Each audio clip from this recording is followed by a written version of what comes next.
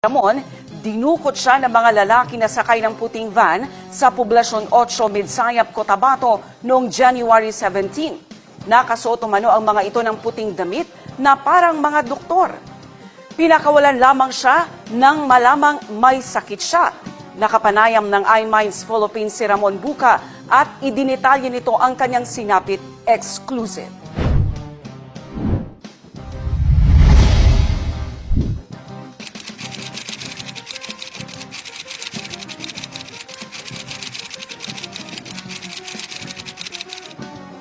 Limo ko sa Midsayap karang bagalong ko.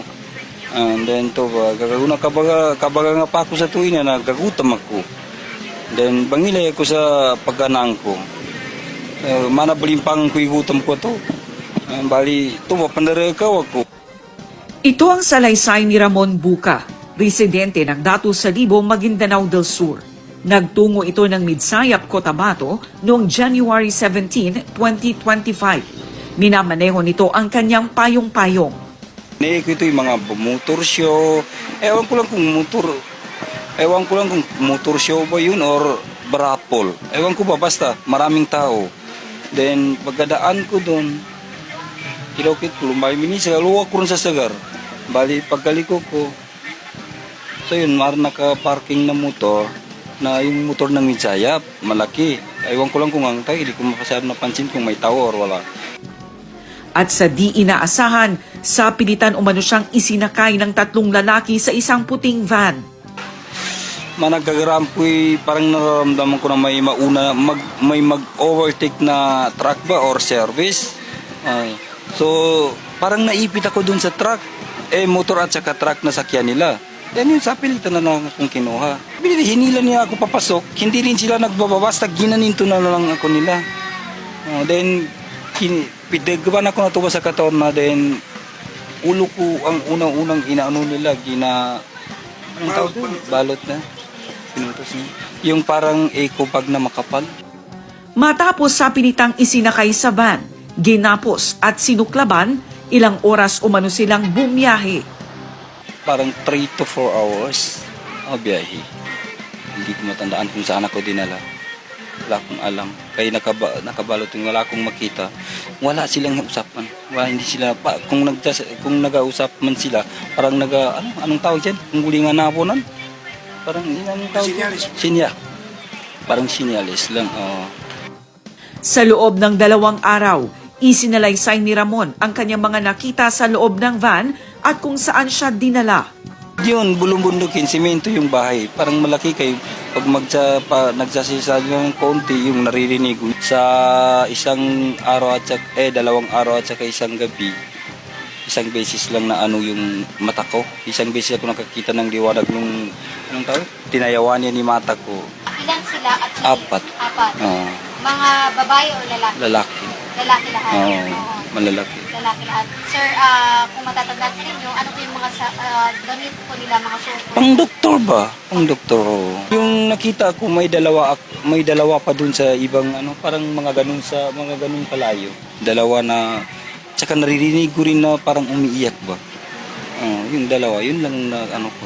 Nakabalot lang din yung ulo, parang ganun, tinalian din siya, parang ganito rin. Kasi ganito naman ang nangyari sa akin, kaya tingnan mo, parang ganito rin yung... Sa naalala ni Ramon, tumigil sila sa isang lugar. Ikinwento rin nito ang kanyang mga narinig na pag-uusap ng mga dumukot sa kanya. Tapos yun, hindi na talaga ako pwede. Hindi ako talaga kapakaya yun. Sabi nila, patay na lang natin. Sabi ng 3, sabi ng isa, huwag niyong patayin, basta itapon nyo lang kahit saan. So yun na lang, wala na lang ibang usapan.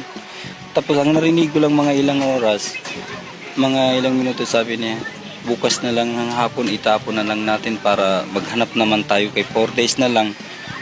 Kailangan na natin. Makalipas ang 2 araw, ibinyahe siyang muli. Pag ayaw ko, kinabukasan yun, ihinatid nila ako. Doon sa Campus Salvo, malayo pa naman, parang ganun pa rin ang oras ng paghatid nila sa akin. Parang layo pa rin. Nung malapit na kami doon sa sa Campus Salvo, sabi nila malapit na tayo. Alisin nila ang tali. So inalis nila yung tali. Then, yung sa ulo ko, wala pa. Pagdating sa salbo, yun, tulak nila ako ng parang malakas yung tulak nila sa akin. Tapos sabay, hinawakan nila yung ano. Tapos naalis na. Then, tinapon na rin nila yung bag ko. Then, muntik akong di ba, ano to, bangin, no? Bangin. Bogan, muntik na akong matuluyan dun sa bangin. Tapos, buti lang, nakasukaral ako nun. January 19 na nang matagpuan si Ramon sa bahagi ng Dato Saudi Ampatuan, Maguindanao del Sur. Nakatayo ako ng konti pero nahihilo pa ako. Tapos may tao dun, may mga bata dun sa tinatawag ko sila pero mahina yung boses ko kaya di ako parang wala na akong boses. Tapos nakapara ako ng mga payong ang sabi niya hindi ako namamasada. Di naman sila maghinto, di ko naman makwento yung nangyari sa akin. Then pagkatapos nun, nagpunta na ako minapas ako lumipag sa Quezara kasi sa lipag ito dun sa kabila yung bahay. Nung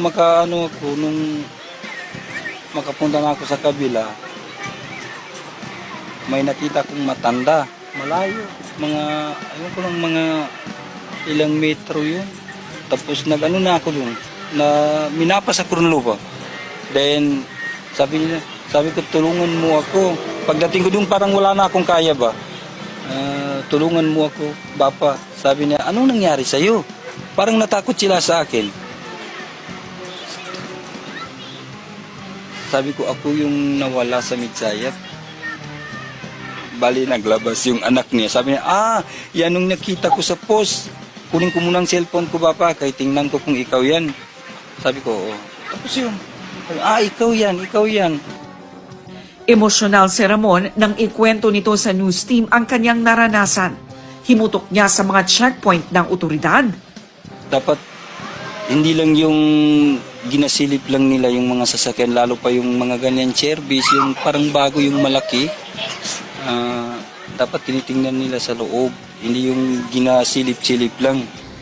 Problema din ito ang kanyang payong-payong na nasa kustodiya ng Midsayap PNP. Oo, inaamin ko, wala kaming deed of sales kasi swapping lang kami. Pero alam nila yung nangyari sa akin, dapat binigay kasi yun ang kabuhayan namin. Dapat sana makatinda na ngayon ng asawa ko kahit mahina pa ako, kay hatid ko lang dun sa eskwela kasi anong tawag din?